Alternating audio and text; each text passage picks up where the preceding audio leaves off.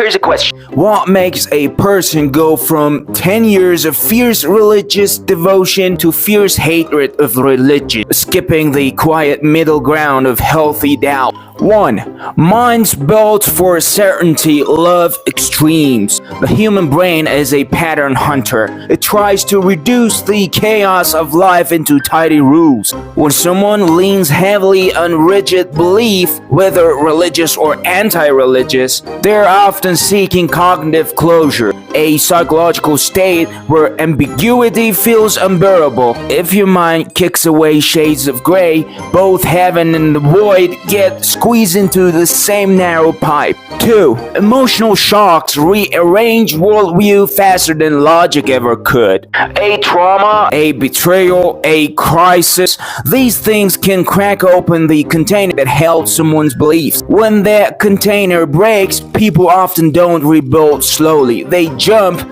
to the opposite pole. It's a defensive maneuver. If one total system failed, the next one must be total too. It's the emotional version of flipping the chessboard rather than just setting up a new game piece by piece. 3. Extremes feel safer than uncertainty.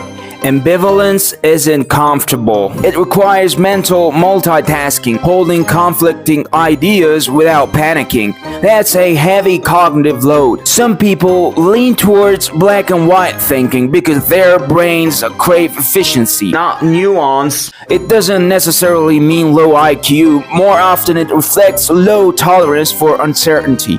But yes, oversimplifying the world can make someone act less intelligently because complex problems get collapsed into childish categories. 4. Identity shifts create anti-versions of the self. A decade of religious life shapes everything. Routines, friendships, vocabulary, self-image.